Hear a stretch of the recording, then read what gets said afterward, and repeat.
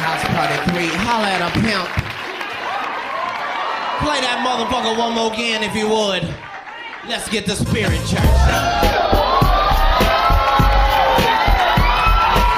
I don't care what you say, this song is gonna make you happy. This is the kind of song when you walk into the Slauson swap meet with $400, and you know not only can you buy anything you want, bitch, you can buy a booth if you want to. Just go and play it.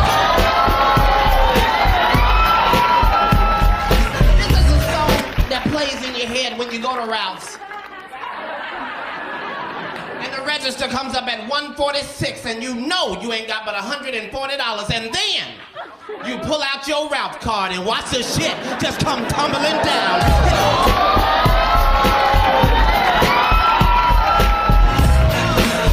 Y'all don't feel me. What I'm saying is a song like this could change your life if you would just allow it. It's time to do some new shit. You need a theme song in your life. I don't give a fuck what you say. You can't fight to that song. You can pull out your gun, but you can't shoot. You just...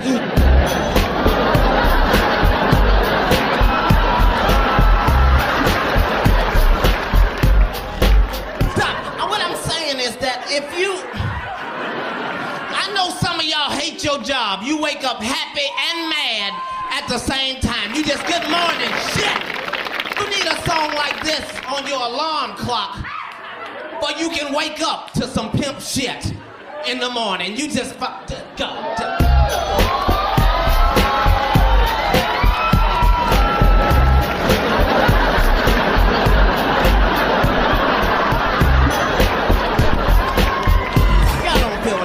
You don't feel what I'm saying. What I'm saying is that even if you recycle cans for a living, if you could just put that song in your shopping cart, you'd be all right. You just gone down Sunset. Y'all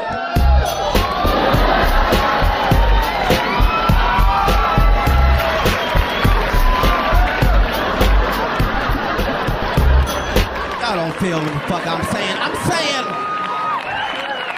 saying even if you had the shopping cart with the fucked up wheel, you still just... I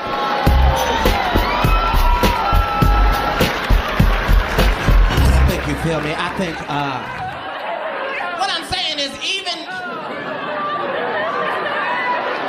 if you worked at McDonald's and somebody came through the drive-thru and ordered a number 7, and you looked around and nobody was working but you. If you could just get that song on the PA system, you'll be all right. You just fucked it.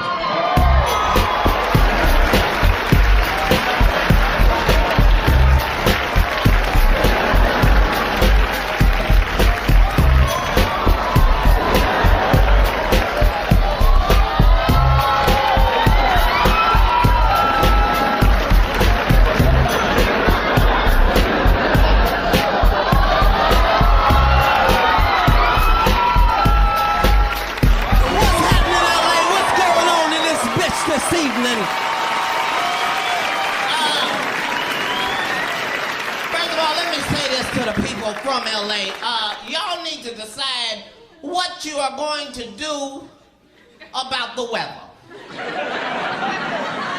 The last 3 days in this motherfucker, it's been hot, sunny, mild, breezy, cold, rainy, sleety. A pimp don't know what to wear in this raggedy motherfucker. It's bullshit. I'm in the hotel lobby with a fur coat on, some swim trunks, and some Timberlands, because I don't know what may happen in this raggedy bitch this evening. Y'all got to change this shit. This is bullshit. Now, it is 2004. I do not have a lot of time. Oh my God. I love you so much. I just want a girlfriend just like you. Would y'all please make a round of applause for Layla Lee, please, God? You are the dream woman. All we want is a fine-ass woman that can knock a nigga out. That's all we really want. So that I don't have to fight sometime. I just be in them all just, no, baby, you got this one, you got this one. Some beautiful shit. Now, I need to talk to my people. Now, that does not necessarily mean black people. I've had as many problems with niggas as I have had with white people. So I'm only talking to my people, the SPS type of people, secret pimp society. If you don't know, don't ask, bitch, you ain't invited. Now, this is a new year. You got to do new shit. First of all, stop letting motherfuckers think you're stupid. We're not stupid. The world is crazy. It ain't us. These motherfuckers got to stop on TV. They got the nerve to lie and tell the truth to us at the same time. This got to be the last year we tolerate that shit. How you gonna lie and tell the truth? You wouldn't tolerate that at the club. If you was with a girl and you was dancing, you was like, so, how many kids you got? She was like, 6. I mean, 1.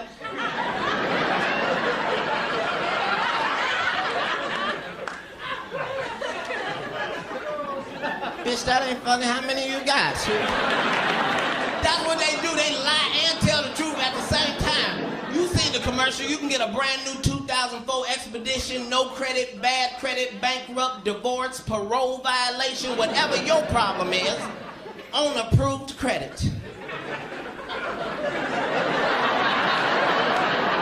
Did you just say no credit, bad credit, on approved credit? That's like you meet a woman at the club, she tell you, I'm gonna give you some pussy, never. Well, bitch, that ain't the same then. That's not the same. Then they got commercials for medication where the side effect is worse than the shit that they're curing. And I didn't think nobody was noticing but me. All I'm saying is I'm taking some shit for asthma. I don't need the side effect to be shortness of breath. That's what the fuck I came to you for. They got some shit. They got some shit called Xenical. Now, Xenical is a fat blocker. And if weight is heavy on your mind, you got to be excited about something called a fat blocker, because you don't necessarily want to stop eating. But you wouldn't mind something blocking the fat every now and again. They show you the commercial, they show you the woman, she's overweight, she's unhappy. 3 seconds later, she's in a bikini, running through flowers, and you think, I want to run through some flowers too. Because you envision a pill in your throat all day, just blocking fat, just...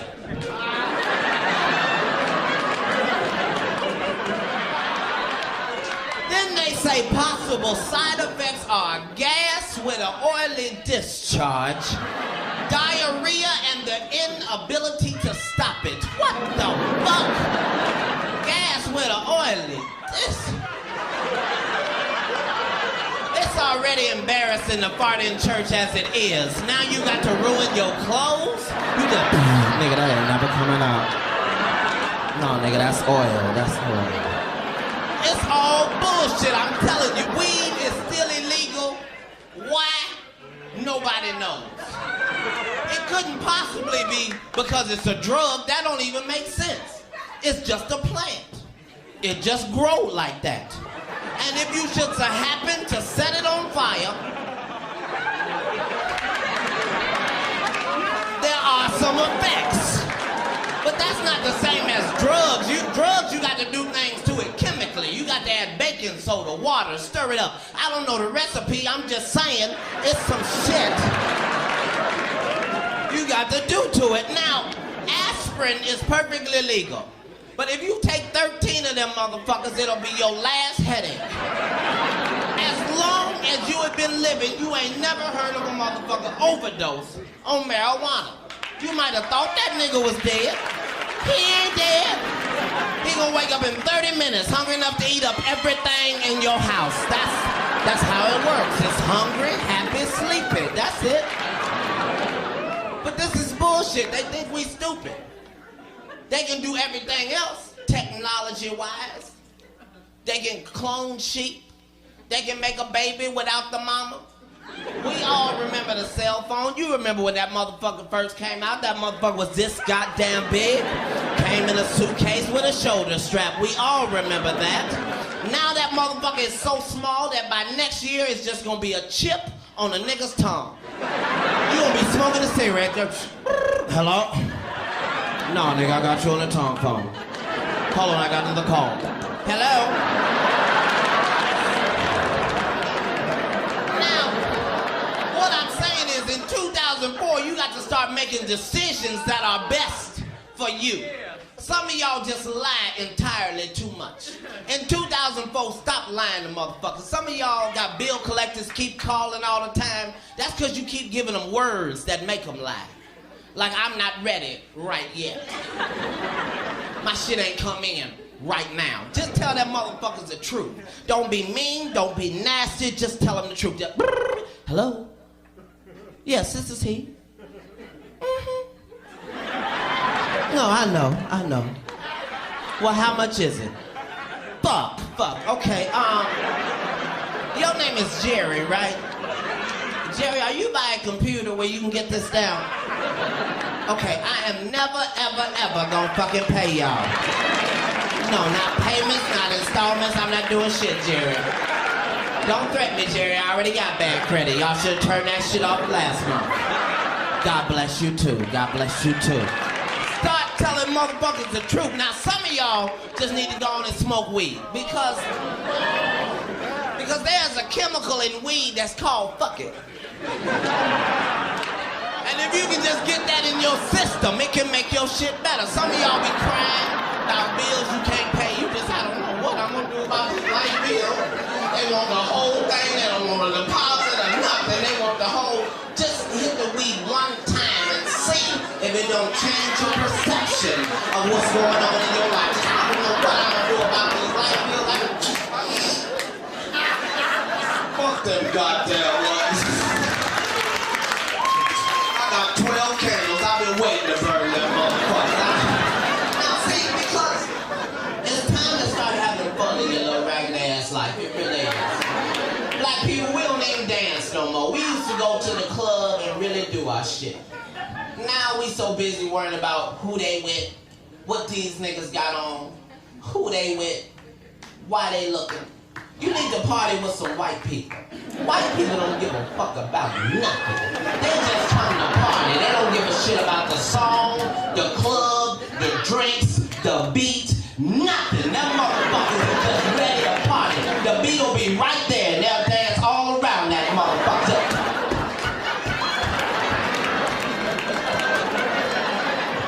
Niggas being back, you can't dance like that to 50 niggas.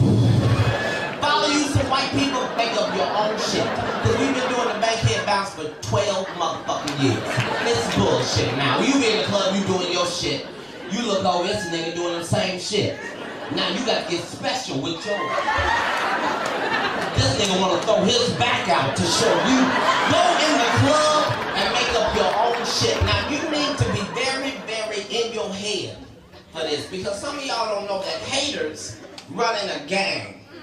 They're never solitary. So while you're doing your shit, it's gonna be haters on. Fuck them. Do your shit. Go in the club and make up your own shit. If you can do it for 5 seconds, I promise it'll free your entire life. DJ, just play something. I don't give a fuck what it is. Just as soon as you walk in the club, something's gonna be playing. Just walk in.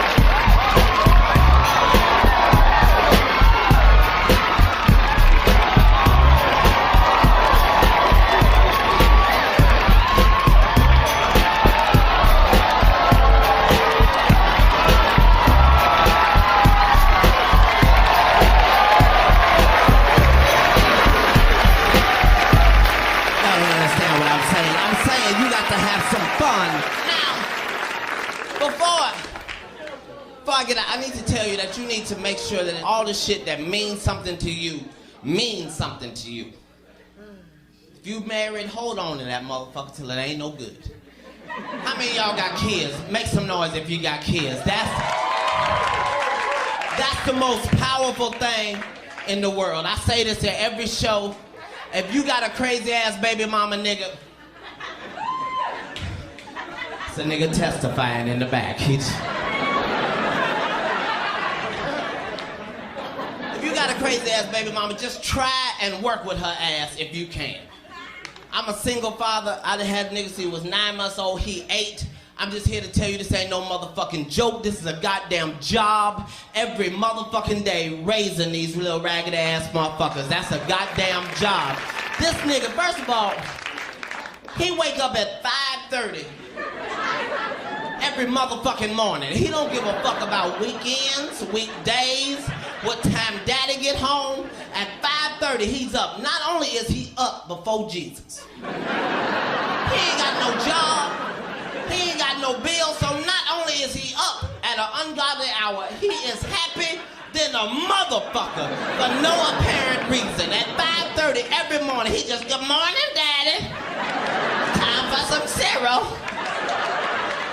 I done put that nigga to bed at 5:15. At 5:30, he just, good morning, daddy. Time for some cereal. But that's my motherfucking nigga. I don't know about you, I'm a pimp. Right here. I ain't a pimp as far as putting hoes on the street. I'm a pimp right here. I think pimp, therefore I am. So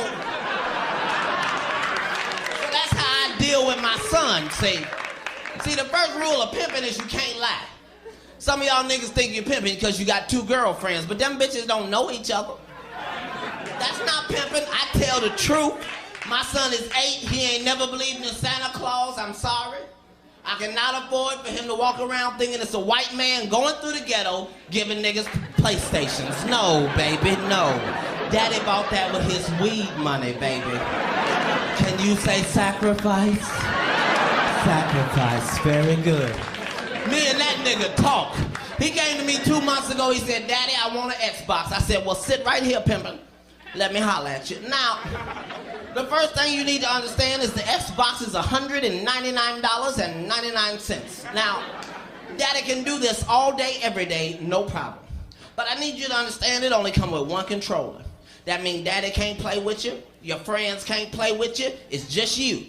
That means I gotta buy another controller at $34.95. Now, Daddy can do this all day, every day, no problem. But I need you to understand it only come with 2 games.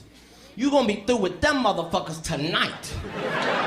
That means Daddy gotta buy 3-4 other games at $45 to $55 a piece. Now, Daddy can do this all day, every day, no problem. Or, I can look in the recycler under the classified section and I can get you what's known as a Nintendo 64. Now, it's not gonna be new.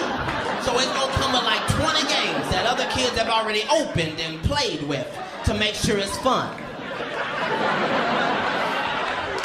Then me and you got like $200-300 left over. We can go all across the country, stop in ice cream trucks, buy 6 nuggets, don't eat 6, eat 3, throw the other 3 out the window because we don't give a fuck because we got money like that. And that nigga sit right there and make a pimp decision. He just... You say 20 games? Well, we just gone and get the Nintendo then, Daddy. That's my motherfucking nigga. Make a pimp decision then. When the new Jordans come out, I take that nigga to the Foot Locker with the rest of the children and let them try them on. Just go and try them on. No, they tight, they tight. Okay, I want you to do me a favor. Run down this aisle real quick. I'm no time yet.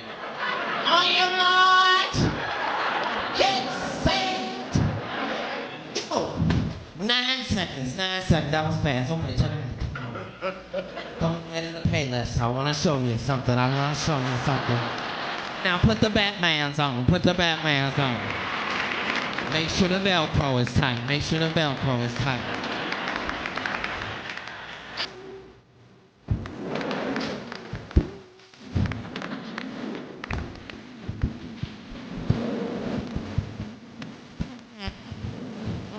And let Daddy holler at you, Pippin. Now, if you want the Jordans, Daddy can give the Jordans all day, every day, no problem. But for the same prices of Jordans, you can get the Batmans, the Robins, the Pokemons, the Digimons. You can get these that don't have no name, but they light up every time you walk, just every step you take. And that nigga bling bling out the stove. He just... Y'all been all that, I've been Katt in the Hat. Thanks for the time.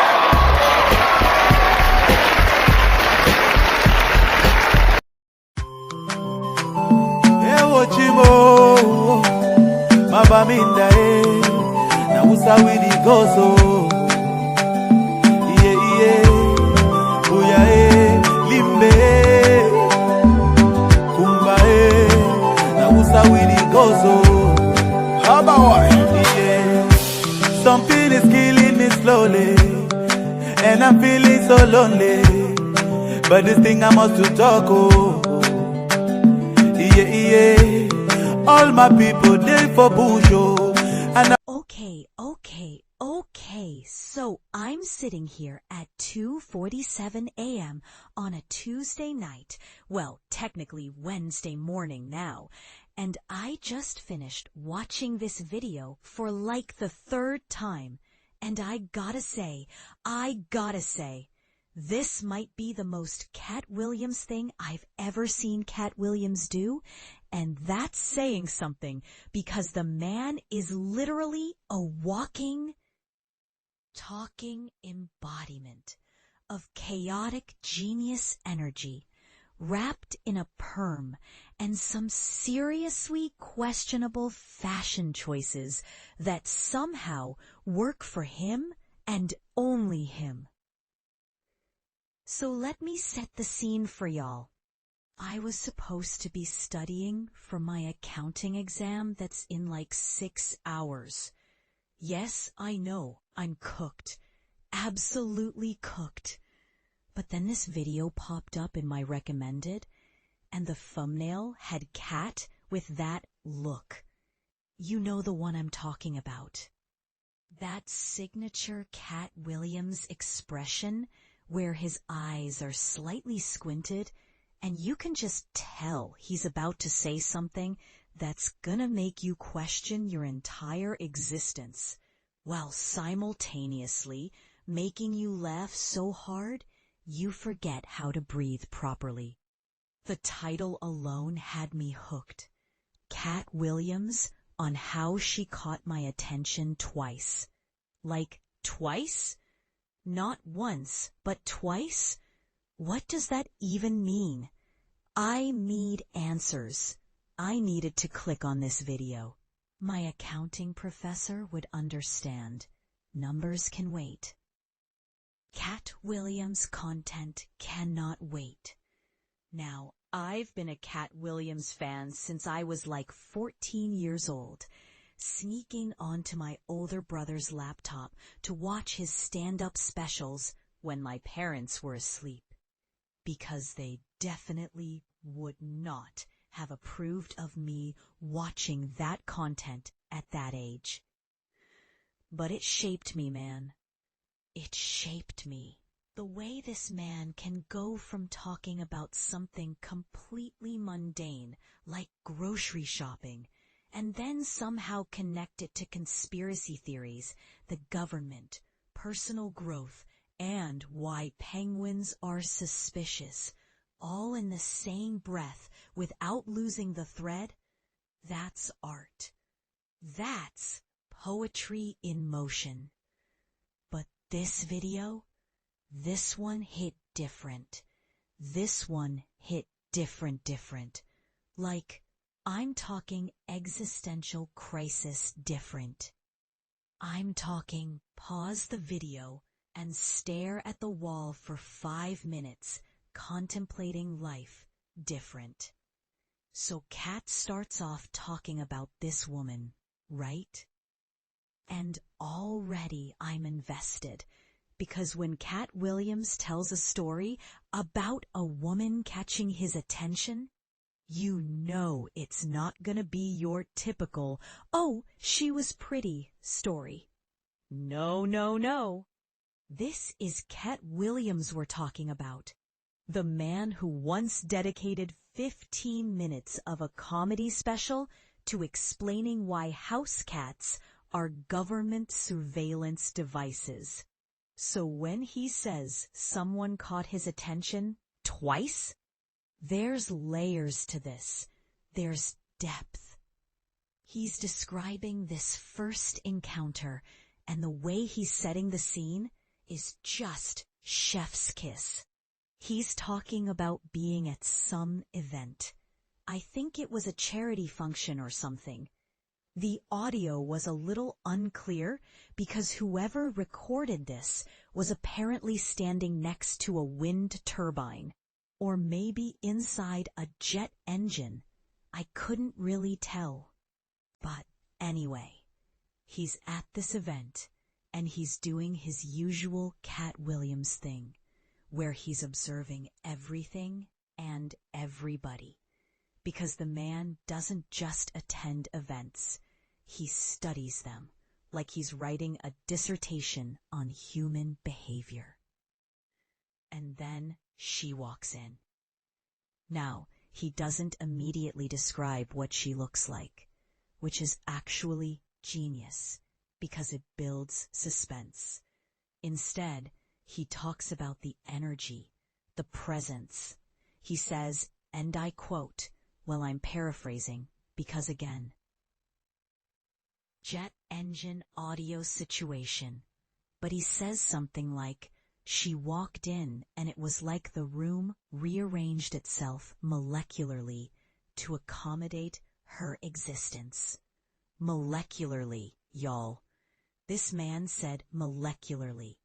I had to pause the video and Google if that's even a real word, because the way he said it made it sound so profound that I was convinced it was some scientific term I'd never heard of. So she's got this presence, right? And Katt, being Katt, he's not immediately going up to her, because that's not how he operates. He's in observation mode. He's in, I'm going to study this situation like I'm David Attenborough narrating a nature documentary mode. And he's noticing little things, like how she holds her drink, not sipping it, just holding it like it's a prop. How she laughs at people's jokes, but there's this delay.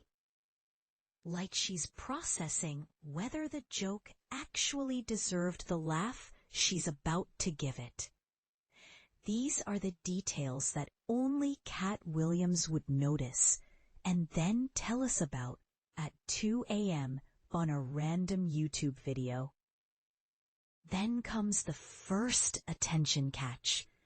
She does something, and this is where it gets interesting, because Katt doesn't immediately tell us what it is. He builds it up. He's talking about how he's been at this event for maybe 45 minutes. He's talked to about 30 people.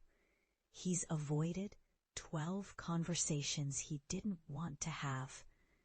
He's eaten exactly 3 shrimp from the buffet table.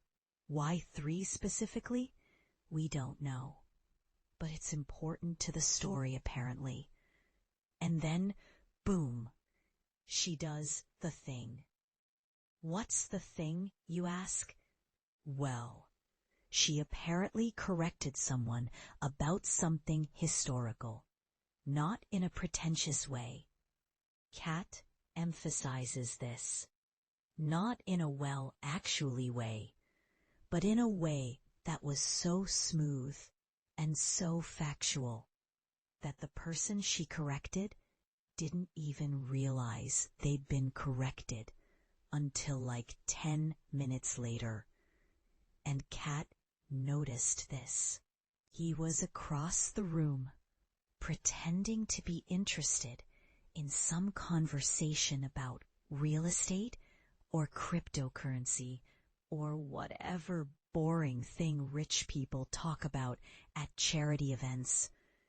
But his attention was on this woman who just casually dropped knowledge without making it a whole thing. And Katt goes on this tangent, God bless him for his tangents, about how intelligence is attractive, But weaponized intelligence is dangerous. And how this woman clearly knew how to wield her intelligence like a surgeon wields a scalpel. Precisely and only when necessary. I'm sitting here taking notes at this point. I've completely forgotten about accounting. Debits and credits can wait. This is educational content right here. So that's attention catch number 1. But here's where it gets wild. The story doesn't end there. Because if it ended there, it would just be Katt Williams saw a smart woman at a party and was impressed. That's not content. That's not YouTube worthy. But oh no, there's a part 2. Apparently, and this is where my jaw literally dropped, they cross paths again months later. Not at another fancy event, not at some Hollywood party, but at a gas station. A regular, everyday, fluorescent-lit, questionable hot dog rotating, lottery ticket selling gas station. And Katt is filling up his car. Well, he doesn't specify if it's his car or if someone's driving him. But for the sake of the story, let's say he's pumping his own gas, because it's funnier to imagine Katt Williams at a gas pump at like 11 p.m. on a random Thursday. And guess who pulls up to the pump on the other side? Guess who? That's right, the same woman. And here's what gets me. Here's what really gets me. She doesn't recognize him at first. Or maybe she does and she's playing it cool. Katt can't tell. And the fact that he can't tell is bothering him. Because Katt Williams is usually pretty good at reading people. It's literally part of his job description. Parenthesis. It is this moment. And the way Katt describes this moment is cinema, where they make eye contact across the gas pumps. And it's not romantic. It's not awkward. It's just acknowledgement. Like two spies recognizing each other in a foreign country, but neither one wants to break cover. That's the vibe he's describing. And I'm eating this up. But then, gets better, and she does something that catches his attention for the second time. She's struggling with the gas pump.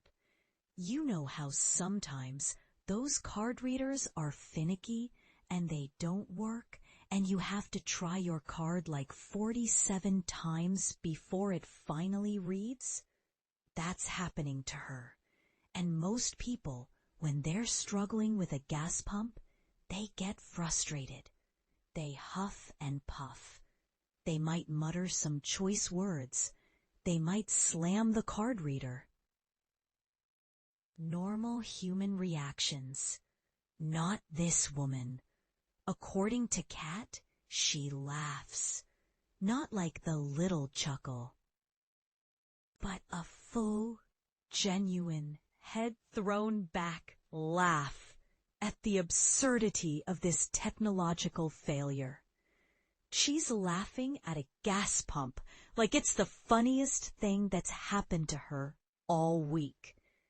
And something about that, the ability to find humor in minor inconveniences, the refusal to let a malfunctioning card reader ruin her night, that catches Katt's attention for the second time. And this is where Katt goes into philosophy mode. He starts talking about how we're all so quick to let the small stuff stress us out. How we give power to these insignificant moments. How a broken gas pump can ruin someone's whole day if they let it. But this woman, she's laughing. She's found the absurdity in the mundane. And Katt respects that. He respects it so much that he's making a whole video about it, months or maybe years later. The timeline is unclear, but that's part of the charm. Now, here's where some people in the comments are saying this story is made up. They're saying Katt Williams doesn't pump his own gas, or this sounds too convenient, or I bet this woman doesn't even exist. And you know what? Maybe they're right. Maybe this is complete fiction. Maybe Katt made up this entire story while sitting in his living room at 3 a.m. eating cereal straight from the box. But here's the thing. It doesn't matter. It doesn't matter if it's true, because the message is true, the lesson is true. The idea that we should pay attention to how people handle adversity, even minor adversity, like a gas pump malfunction, because it tells us something about their character. That's real. That's valuable. That's why we watch Katt Williams content. Not because every story is 100% factual and verified by 3 independent sources, but because the man knows how to weave a narrative that makes you think while also making you laugh. And can we talk about the production quality of this video for a second? Because whoever uploaded this, bless their heart, they tried. The thumbnail is decent. They clearly spent some time on it. But the video itself, it looks like it was recorded on a Nokia from 2006 and then uploaded via carrier pigeon. The audio quality I already mentioned. The video quality is giving security camera footage from a 7-Eleven in 1997. There are random zooms that don't correspond to anything happening in the story. At one point, around the 8-minute mark, the camera just focuses on Katt's shoes for like 15 seconds. Why? What narrative purpose does that serve? I don't know, but I watched all 15 seconds because I'm committed. But honestly, the low production quality kind of adds to the charm. It feels authentic. It feels like we're getting raw, unfiltered Katt, not some polished, overproduced Netflix special, though those are great too. No disrespect. This is Katt in his natural habitat, just telling stories, just being himself. Going back to the story, though, because I got sidetracked, which is very on brand for both me and Katt Williams. After the gas station encounter, Katt talks about how he didn't approach her. He didn't try to start a conversation. He didn't shoot his shot. He just appreciated the moment for what it was. 2 random encounters with someone who caught his attention, and that was enough. He didn't need to force it into something more. He didn't need to get her number or turn it into a relationship or whatever. The observation itself was the point. And I think that's beautiful, man. I really do. In this age of shoot your shot, and you miss 100% of the shots you don't take, and all that motivational poster nonsense, here's Katt Williams saying, sometimes it's okay to just observe and appreciate without needing to possess or pursue. That's deep. That's the kind of wisdom you don't expect from a video with terrible audio quality uploaded by someone named Katt Williams Clips 777.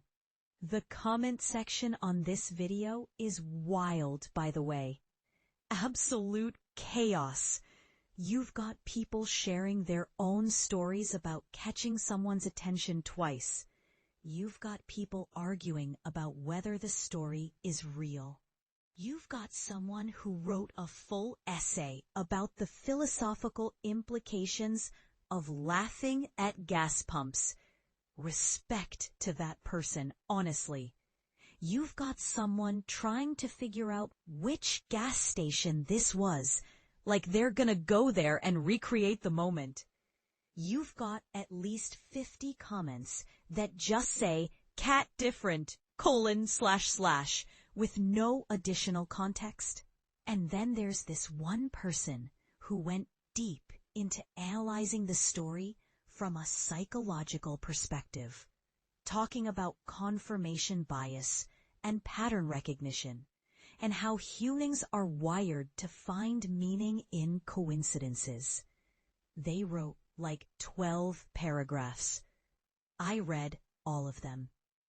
They made some excellent points. But also, sir or madam, it's a Katt Williams video at 2 a.m. Maybe we don't need to analyze it that deeply. Or maybe we do. I don't know anymore. My brain is mush. What I do know is that this video, this beautifully chaotic, poorly filmed, randomly zoomed, jet engine audio quality video, has made me think more about human interaction and what catches our attention and why we remember certain people than my entire semester of psychology class did. And I got a B+ in that class. I understood the material. But Katt Williams just hits different. There's something about the way he tells stories that makes you feel like you're right there with him, like you're at that charity event observing this woman, like you're at that gas station at 11 p.m. on a random Thursday. He makes you a part of the narrative. You're not just a passive listener. You're a co-conspirator in the observation. You're nodding along like, yeah, I would have noticed that too, even though you know you absolutely would not have noticed that because you're not Katt Williams and you don't have his level of observational skills.